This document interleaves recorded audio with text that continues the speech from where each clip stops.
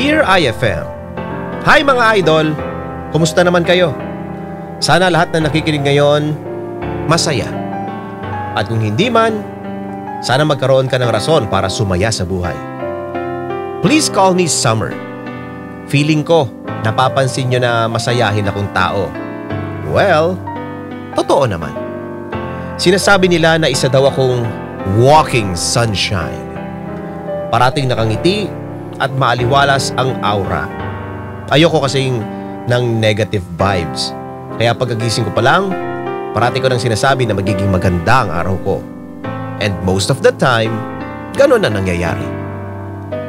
Actually, hindi ko mismong kwento ang isashare ko sa inyo. Tungkol to kay Lance at kung paano kami naging magkaibigan. Kung ako yung tipo ng taong punong-puno ng positive vibes, siya naman yung parating parang pinagsakluban ng langit at lupa.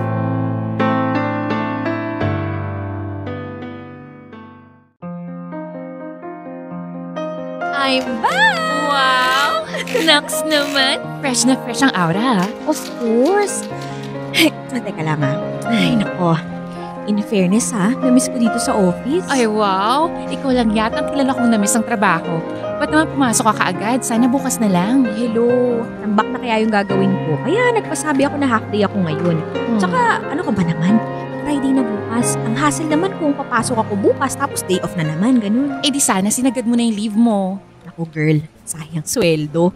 Baka wala na akong sweldohin nito eh. Teka. Oh, nasan yung mga pasalubong ko? Siyempre, ito na. Ayan na madam Oh, thank you. Lance, ano bang klaseng trabaho to ha? Wala ka bang balak magtino? Sabihin mo lang at ako mismong magpapaalis sa'yo dito. Ayusin mo yan. Parang elementary ang gumawa. Ganda ng araw ko. Ganda-ganda. Buisit. Hoy, Lance. Saan ka naman pupunta? Ata dun sa rooftop. Uy David, anong nangyari? Ayun. Hindi nakagawa ng presentation kahapon. Tapos pinadali niya kanina. Hindi nagustuhan ni boss kaya ayan. Napagalitan na naman siya. Eh bakit naman kasi hindi niya nagawa? Eh alam naman niyang perfectionist yung isa. Nag-half day lang siya kahapon, di ba? Ayaw nga pala. Napapadalas na yung ganyan ni Lance, no? Kung hindi half day, absent. Talagang tatanggalin siya niyan nang wala sa oras. Kayo naman? Baka naman may problema lang yung tao. Ewan ko ba dyan kay Lance? Halatang may dinadala eh. Hindi naman nagsasalita kung ano yun. May ganun kasing tao. Hindi marunong magsabi ng totoo nilang nararamdaman. May iba na nagsasabing okay lang sila pero ang totoo, hindi naman talaga. Kaya nga sa mga ganyan, dapat mahaba yung pasensya. Ay sus, ang daming arte. Uy, ayaw ka nga ganyan. Hindi lahat tulad natin na transparent. Kaya ikaw, David, paano pa yung pasensya mo kay Lance, okay? Nako, sana lang talaga mahabaan ko pa. Nakakapagod na maging kaibigan nun eh. Paiba-iba ng mood. Kahit ako naguguluhan minsan eh. Makabalik na nga sa trabaho ko.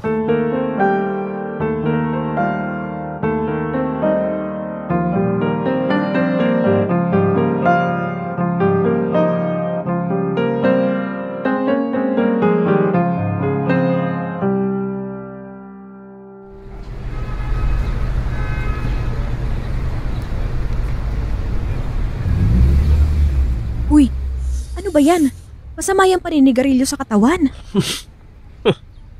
Paki mo. Napakasungit naman ito. O ito, pasalubong ko sa'yo. Yan. Ayan dried mango, fresh from Davao. Hindi ko naman sinabing pasalubungan mo ako. Ang haba ng version mo ng thank you no? Salamat. Sige na nga, tatanggapin ko na yung salamat mo kahit labas sa ilong. Okay ka lang? Obvious ba? Nandun ka naman kanina nung sinigawan ako ni boss, di ba?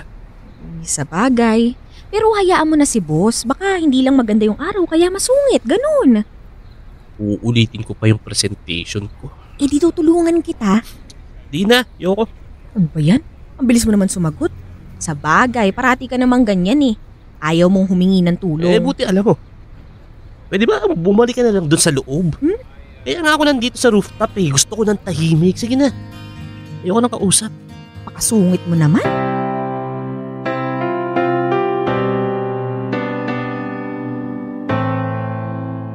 Noon pa lang, napapansin ko na parang parating may problema si Lance. Umagang-umaga pa lang, salubong na agad ang mga kilay niya. Hindi nakikihalubilo sa amin tuwing lunch. Pag inaaya naman siya, panay ang tanggi niya. Sabi nga ni David, introvert si Lance. Yung tipo ng taong gustong parating mag-isa. Pero alam niyo mga idol, hindi ganun ang tingin ko sa kanya. Feeling ko, may mas malalim na dahilan kung bakit siya ganun. At dahil doon, mas lalo akong na-curious sa kanya.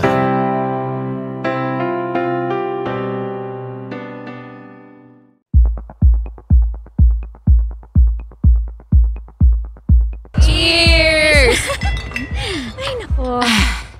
Ang sarap ng bagong sahod! Uy, babaita ha. Huwag mong susobrahan ng pag-inom. Wala akong balak na buhatin ka pa uwi. Ito naman, nakakailang baso pa lang naman ako. Saka hello! Alam mo namang mataas ang tolerance ko sa alak, so I'm good. I'm good for all I know. Teka nga. Aya. Oh. Tinamat mo. Oh. Di ba sina David at Lance yun? Asan? Oo nga no. Mukhang walwal kung walwal si Lance ha? Ay nako, may problema siguro yun. Ay sus, parati naman mukhang may problema yung Lance na yan eh. Tara dali, lapitan natin. Mukhang nahihirapan na si David dun eh oh. Ay naku, hayaan mo na sila. Malaki na sila. Kaya na nila yung mga sarili nila. Ay, tara na. Pinagpala ang mga matutulungin kagaya natin. Kaya tara na, dali Ay na. naku. Halika na. Ito na. Ayan. Hoy, tol, tama na yan. Lasing na lasing ka na oh. Hayaan mo lang kasi ako. Ha? Ang sarap uminom. Ay nako, lasing ka na nga. Tama na yan. Kaya ako lasing. David, okay lang ba yan? Tinan mo nga lasing na. Ewan ko ba dyan? Nagpapakalasing na naman. Saka, kailangan ko nang umuwi dahil walang makasama yung ate kong buntis sa bahay. So paano ba to? O sige na, tutulungan ka naming ihatid siya sa bahay niya. Ha? Pati ako kasama? Ay malamang, alangan namang ako lang. Ano ba naman yan? Nag-i-enjoy pa ako uminom eh. Di na, ako na lang. Nakakahiya naman sa inyong dalawa. Alam mo, sa estado niya, hindi mo kakayanin niya ng mag-isa. Dali na, hayali ka na. Bitbitin mo yung gamit ni Lance, oh. Pagtulungan natin siya, David. Oh, dito ka sa kanin. Sige. Ako dito sa kaliwa. Ayan. Ano ba naman, Lance? Lance, umayos ka nga. Ano ba? Lance, Tawin niyo nga ako. kaya ka na. Gusto pang uminom. Tama na, tara na.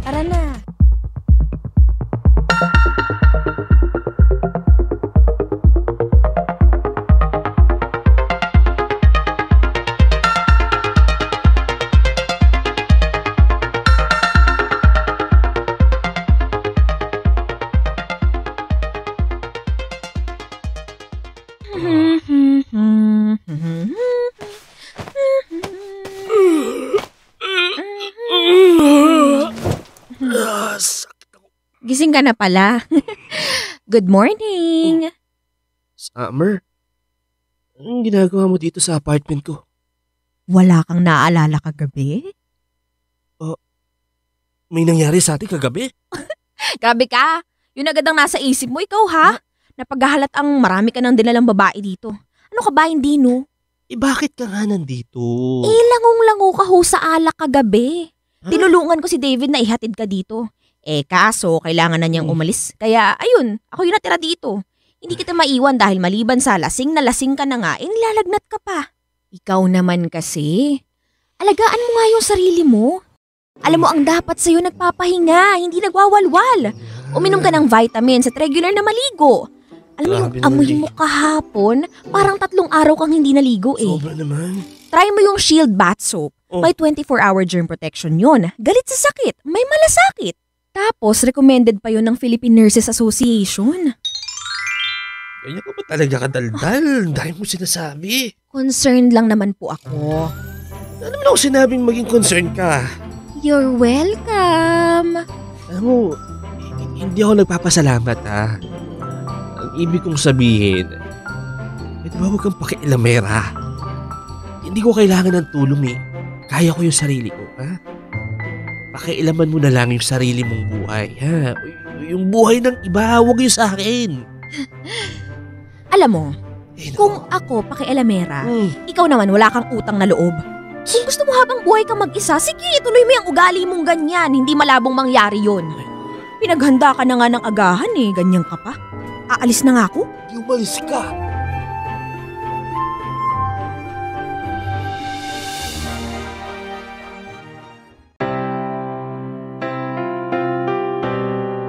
Okay, fine. Aminado naman ako na may pagka-pakialamera ako. Pero maganda naman ang dahilan ko para gawin yon. Gusto ko lang makatulong sa iba. Lalo na sa mga katulad ni Lance na merong dinadalang mabigat sa loob. At kahit medyo na-hurt ako sa mga sinabi niya, pinilit ko siyang intindihin. Dahil uulitin ko, alam kong may dahilan kung bakit naging ganun siya. Kung bakit parang galit siya sa mundo.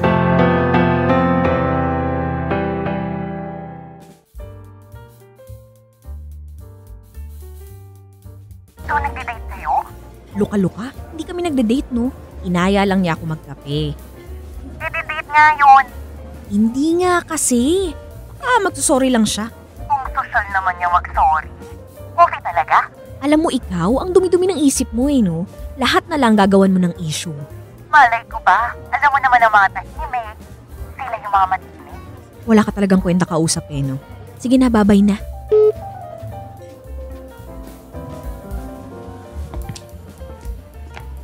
Ano yung order mo? Salamat. Si Aya ba yung kausap mo? Oo, nangiistorbo. Saka maski siya nagulat dahil nilibre mo ako ng kape. Para daw biglang nagbukas ang langit. Oo nga eh, nagbukas na nga ang langit eh. Sa tagal nating magkatrabaho, alam mo ngayon lang kita nakitang ngumiti, tumawa ng ganyan. Alam mo ang OA mo, no? Totoo po yung sinasabi ko. Ikaw kasi, kapag papasok ka sa office, parang pasan mo yung problema ng buong mundo. Nakakunot lagi ang mga kilay, tapos yung nguso, kulang na lang sa bitan ng kawali. Para ka naglalakad na problema eh. Thank you sa pagkakadescribe mo sa akin. Aba bakit? Totoo naman yun. Kaya nga nakakagulat na makitang ngumiti ka na ganyan. Alam mo, subukan mo kayang dalasan yung pagngiti mo. Bagay sa'yo eh. Hindi yung parati ka na lang nagsusungit dyan. Kahit yung mga taong gusto ka lang naman tulungan eh, sinusungitan mo. Ay, kaya pala inaya kitang magkape ngayon kasi gusto ko lang sanang mabawi sa'yo. Lalo na doon sa sabi ko kahapon. Sorry. Ha? Ano yun? Ano yun? Sabi ko, sorry. Teka nga, ang ingay eh. Hindi ko talaga marinig. Ano ulit yun? Ano ba? Hindi mo ba narinig o gusto mo lang ulitin ko? Oh, yung kilay mo na naman. Sa lubong o, tinan mo oh. Bakit ka ba ganyan ha? Punong-puno ka ng negative vibes. Wala! Weh, anong wala? Halata namang may dahilan kung bakit ka ganyan. Ikaw. Sige nga, ikaw. Parang hindi mo maiwasan yung pagiging masyadong concern sa ibang tao. Sige nga. Alam mo, as far as I know hindi naman tayo magkaibigan. Aba bakit ha? Porket hindi magkaibigan, hindi na pwedeng maging concerned, ganun? Hindi na pwedeng maging mabait? Oo, sige. Gets ko yun. Pero yung sa'yo kasi, concern na may halong yung pangingialam. Pangingialam na ba yung pagtulong ko sa'yo kapag napapagalitan ka ni boss ha? Ipinagtatanggol kita lalo na kapag nag-iinitan ka dun. At higit sa lahat, inalagaan kita nung nagkasakit ka, pangingialam na yon, ganun. Ay, alam mo, hindi lang kasi ako sanay na tinutulungan ako. Sabi nga sa isang kanta, walang sino man ang nabubuhay para sa sarili lamang. At kailangan talagang kantahin, ha? Oo naman, para mas feel na feel. Tsaka tanggapin mo na rin na minsan, kailangan mo talaga ng tulong ng isang kaibigan. Lalo na kapag malungkot ka, depressed. O di kaya yung gusto mo lang na may makikinig sa'yo. Paano kung ayoko ng lahat ng ito? Ayaw mo lang ba o dahil sa ayaw mo lang maramdaman na pamigat ka sa iba? Ayokong magkaroon ng utang na loob sa iba. Hindi nga yun utang na loob. Totoong nagmamalasakit sila sa'yo eh. Lance, alam kong hindi ka okay. Nakita ko sa mga mata mo yun at nararamdaman ko sa boses mo. Alam mo, kailangan mong ilabas yan. Baka mamaya matulad ka sa kuya ko. Bakit? Anong ginawa niya? Siya mismo ang bumawi sa sarili niyang buhay. Hindi naman namin alam na may depression pala siya. Tahimik kasing tao yun eh. Parati siyang nagsasabi na okay lang daw siya. Pero hindi ko man lang naisip na baka sinasabi niya lang yun dahil ayaw niyang maging pabigat. Tulad ng sinabi mo.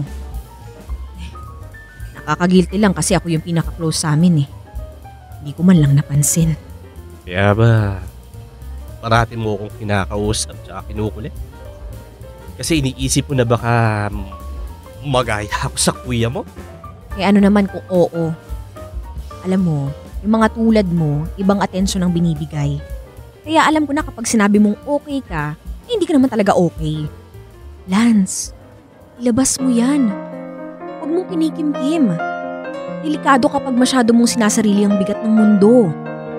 Kung walang may gustong tumulong sa'yo na dalhin yan, nandito lang ako. Ito ako.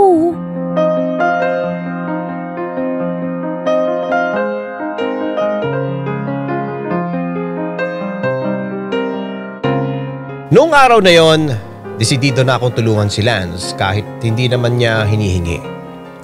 Gusto kong makita na maging okay siya. Makaahon sa sakit na nararamdaman niya. Maging masaya. Maalala ulit kung gaano kasarap mabuhay sa mundo. Pero alam ko naman na hindi magiging madali ang lahat. Lalo na sa mga katulad niyang ayaw humihingi ng tulong. Ayaw ng kinakaawaan. Pero sabi ko, hindi ako papayag na matulad siya sa kuya. Kailangan sa pagkakataong ito, may masagip na ako.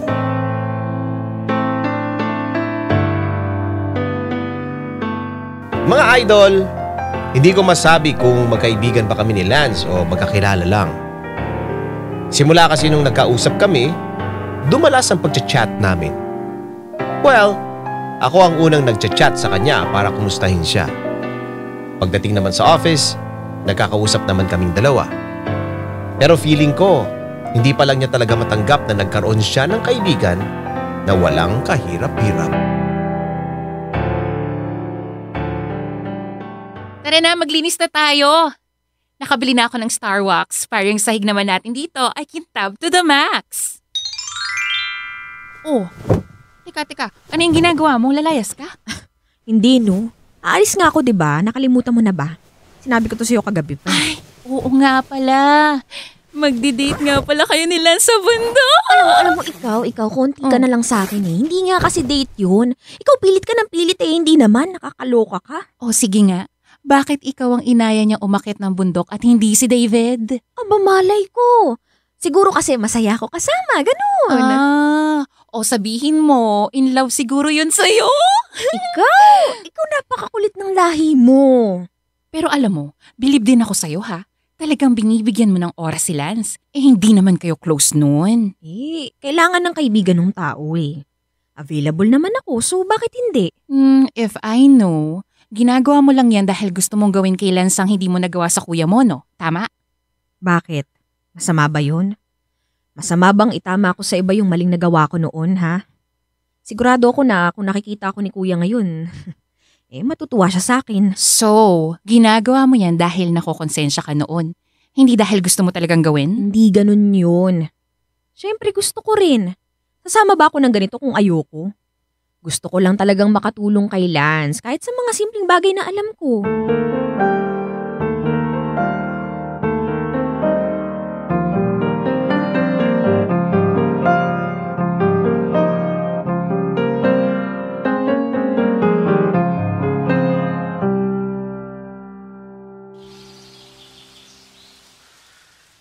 Uy, anong ginagawa mo dito?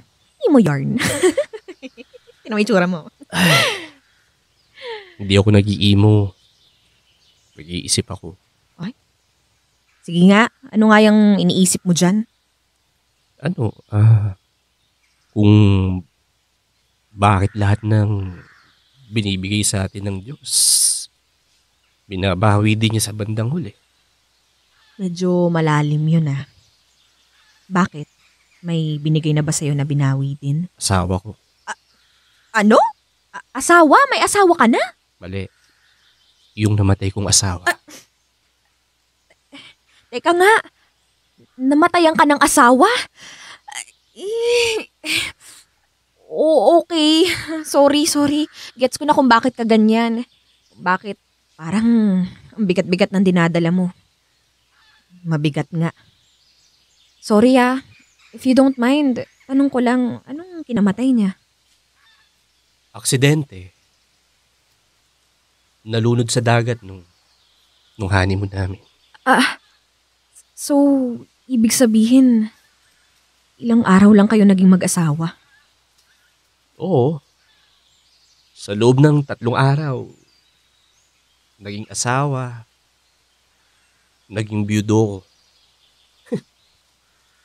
Galing, no? Ibinigay niya sa akin si Claire, pero binawi din sa bandang huli.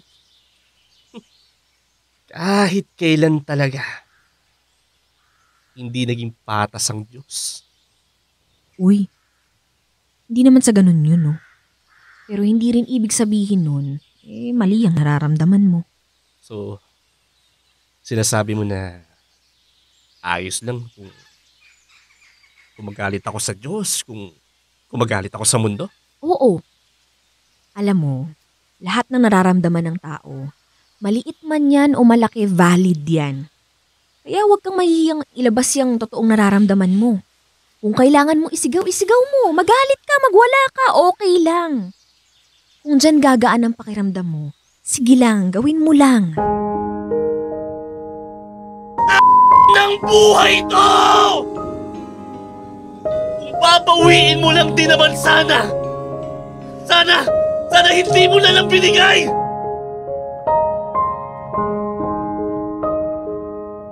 Ginawa mong miserable ang buhay ko!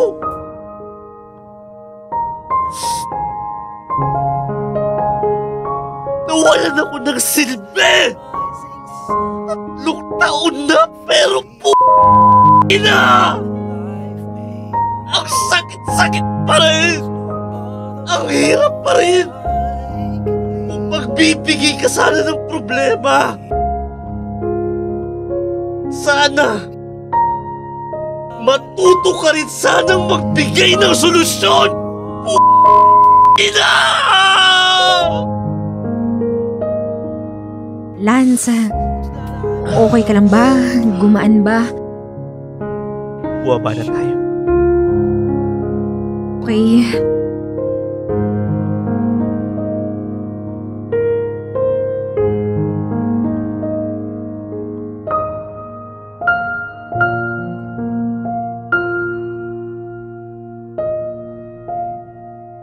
Iyon ang unang beses na nakita kong galit, mangiyak-ngiyak at nasasaktan si Lance.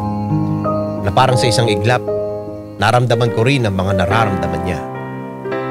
Hindi ko pinakita sa kanya that time, pero naawa ako sa kanya. Alam ko kasi yung feeling na yun yung bigla kang mawala ng mahal sa buhay. Sa buong biyahe namin, ni isang salita, walang sinabi si Lance. At bilang respeto, hindi na rin ako nagtanong ng kung ano pa. Pagkatapos ng trip naming yon, hindi kami nagkausap ni Lance. Parang bumalik siya sa dati. Gusto parating mapag-isa. And to be honest, bigla akong kinabahan sa hindi ko malamang dahilan. Sigurado ka bang nandito si Lance? Kanina pa ako katok ng katok eh. Ako, nandyan lang yan. Hindi naman yan umaalis ng Sabado eh. Teka nga, ano ba kasing ginagawa mo dyan? Hindi niya kasi ako pinansin sa office kahapon eh. Tapos hindi naman niya sinasagot yung mga tawag at text ko. Kinakabahan ako eh. Baka mamaya kung anong ginagawa nun sa sarili niya. Masyado ka namang paranoid eh. Okay lang yan. David, delikado yung salita na yan. Marami nang nadali dyan. Sige na nga, teka. Kakatok na nga lang ako ng kakatok hanggang sa makulitan siya sa akin. Sige na, babay na. Thank you. Lance! Alam kong nandyan ka sa loob! Hindi ako titigil dito hanggat di mo to binubuksan. Lance! Lance! Hello! Lance! Yun! Dito ako! Si Summer to! Lance! Lance! Bakit ba ang kulit mo? Hello? Teka nga. Uminom ka ba? Amoy alak ka oh. Pakialam mo. Nag-aalala ako sa'yo. Kaya ko ang sarili ko, ha? Umalis ka na. Sandali nga lang. Lance, okay ka lang ba? Okay lang ako? Mukha ba akong okay, ha? Hindi. Ba't mo pa tinatanong kung hindi pala mukhang okay? Taka ka ba? Lance, grabe ka naman magsalita. Alam mo, alam ko yung nararamdaman mo, ipag-usapan natin yan. Makikinig ako kahit ano pa yan. Kung gusto mong sumigaw ulit, sige lang, go! Gusto mong magwala, sige lang, gawin mo lang. Basta ilabas mo lang yan nararamdaman mo, please. Hindi ka ba talaga marunong makaramdam? Ayoko ng tulong mo. Ayoko ng tulong ng lahat, ha? Kaya ko ang sarili ko, okay? Okay ako. Ikaw, okay ka lang ba? Sa nakikita ko sa'yo ngayon, hindi mo kaya ang sarili mo. Please lang oh. Hayaan mo naman akong tulungan kita. Kung iniisip mo yung utang na loob, pwes, pwede kang bumawi sa akin sa pamamagitan ng pagiging okay. Ewan ko sa'yo. Umalis ka na! Hindi ako aalis. Hindi ka na nga pakialamer. Makapal pa mukha mo. Sinabi ko bang pumasok ka? At sinabi ko rin naman sa'yo na hindi ako aalis hanggat hindi ka nagiging totoong okay. Okay? Buong gabi ka pa ba umiinom? Tingnan mo nga. Saglit ka, kumain ka na ba? Baka naman mamaya inom ka ng inom wala pang laman yung Ano tiyan bang mo. baki mo? Ha? Alam ko yung ginagawa ko. Aware ako sa ginagawa ko. Ano ba? So anong gusto mong gawin, ha? Magpakamatay sa kalasingan, ganon, ha? Paano ko sabihin ko sa'yo oo? Ha? Oo, gusto ko nang mamatay. Para mawala na tong ng sakit na to. Para wala na yung lungkot. Para hindi ko na maalala na kung gaano kahirap at kung gaano kasakit na mawala ng taong importante sa buhay ko. Lance! Lance naman Alam mo namang naiintindihan kita Maski ako, di ba? Sinabi ko na sa'yo na wala na rin ako ng mahal sa buhay. Kaya alam ko yung nararamdaman mo. Alam kong masakit at mahirap pero kakayanin mo yan. Basta tutulungan mo lang yung sarili mo. O sige, paano? Ha? Paano? Di ako kasi ibay mo. Mahina yung loob ko. Hindi ko pwede ipakita sa mundo. Ha? Hindi ko pwede ipakita sa mundo na mahina ako. Dahil ayaw ko kaawaan ako ng lahat. Ayaw ko kaawaan ako tulad ng ginagawa mo. Hindi kita kinakaawaan. Talaga? Talaga? Tratuhin mo nga ako. Para akong isang malapit na masirang laruan na kailangang ingatan, ha? Dahil isang maling hawak lang, tuluyan ang masisira. Ganun ka! Hindi ganun yun! Ganun yun! At hindi mo naman talaga ako gustong tulungan Gusto mo lang makabawi doon sa pagkukulang na ginawa mo sa kapatid mo. At ano? Ako ang redemption mo, Summer? Ha? Ako ang ginagamit mo para luminis ang konsensya mo. At ayokong ginagamit ako! Teka nga ha! Saan ba nanggagaling yung mga sinasabi mo? Hindi mo ba naiintindihan ha? Concerned lang ako sa'yo! Ang concern yan! Hindi ko kailangan yan. Kaya ko ang sarili ko! Lance naman tignan mo nga yung totoo. Hindi mo kaya ang sarili mo. Diyos ko naman, Lance! Pwede mo naman aminin eh. Kasi lahat naman ng tao, may pagkakataon na hindi nila kaya lahat ng problema, okay? Pwede kang maging ganon. Pwede ba yun? Aminin mo na lang na hindi ka okay. At okay lang na minsan hindi maging okay. Maging mahina minsan, ganon. Okay lang naman yun eh. Kasi kailangan mong harapin yung sakit.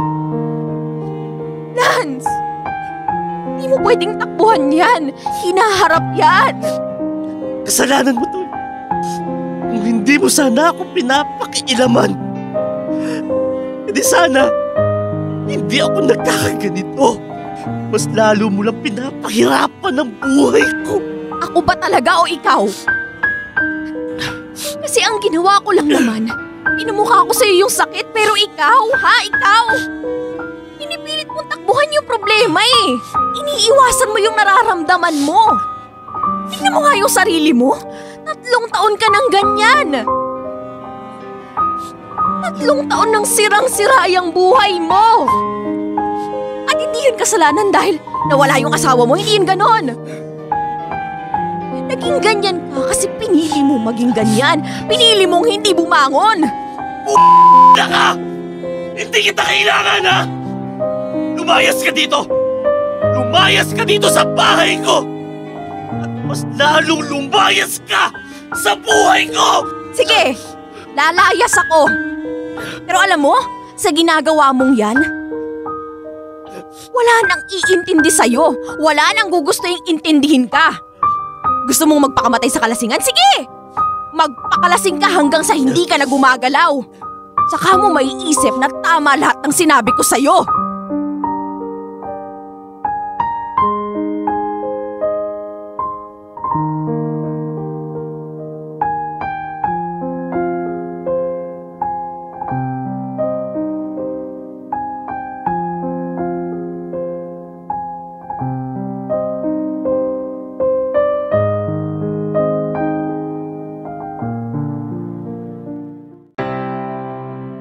Tunog na saktan at nagalit man ako, pero ang totoo, hindi talaga. Dahil tulad ng paulit-ulit kong sinasabi, naintindihan ko siya. And this time, nirerespeto ko ang space na gusto niya mangyari. Gabi-gabi lang ako nagdadasal na sana wala siyang maisip na kahit anong pwedeng magpahamak sa kanya.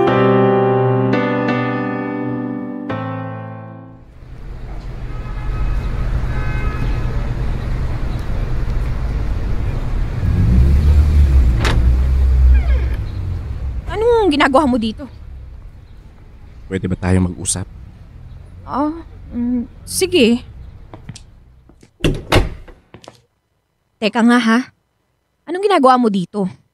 Ano ha? Mumurahin mo na naman ako. Alam mo, pwede na kitang saktan dahil nasa loob ka na ng pamamahay ko. Hindi, gusto ko lang sanang humingi ng tawad sa'yo. Pasensya ka na sa mga nasabi ko nung nakaraang araw. Mataas lang kasi yung emosyon ko noon kaya walang kontrol yung bibig ko. Pag-iisipan ko kung tatanggapin ko yung sorry mo. Okay. Ibang klase ka talaga, Summer. Alam mo, parang wala kang problema sa buhay. Parati kang masaya. Kasi pinipili kong maging masaya. Kung dadamdamin ko yung mga sinabi mo sa akin nung isang araw, edi mas lalo akong magagalit. Sasama ang loob ko. Tapos ano mangyayari? Masisira yung araw ko. Pwede ko namang iwasan yun kung iintindihin na lang kita. Na kaintindi-intindi naman talaga. Kahit na sinigawan kita? Well, oo. Ganun naman kasi talaga pag galit, diba? Screen naman ako nakakapagsalita ng hindi maganda. Hindi nga lang kita minura, pero syempre, medyo masakit pa rin yun, kaya sorry. Sorry Okay lang. Nang dahil doon para akong biglang nagising, alam mo yun? Kasi na-realize ko na tama ka. Kailangan kong harapin ang nararamdaman ko at syempre, kailangan ko rin tulungan yung sarili kong makabangon. Ay, Buti naman at na-realize mo na yan. Kaya nga nagpa-schedule ako ng appointment sa isang psychiatrist. Talaga? Lance, that's good. Ngayon lang ako nagkalakas ng loob na gawin yun eh. Kasi akala ko pag nagpakonsulta ako sa ganun, parang baliw na ako, pero Hindi naman. Grabe ka naman. Hindi lang naman kasi natin katawan yung kailangan alagaan. Pati din yung mental state, yung emotions natin. Kasi kapag yan ang naapektuhan, wala. Sasama na lahat. Kaya alam mo, sobrang ganda ng ginawa mo. Sobrang goods niyan. so hindi ka na talaga galit? Hindi na. Ang ibig sabihin, friends pa rin tayo? Oh? Oh? Teka nga. First time kong narinig yan sa'yo, ah. Sa laki ng nagawa mo sa akin, tinuturing na kita ngayon na kaibigan ko. Dahil kahit yung mga akala ko, kaibigan ko, sa totoo lang, hindi nila yung nagawa sa akin. Friends pa rin? Oo naman. Friends pa rin.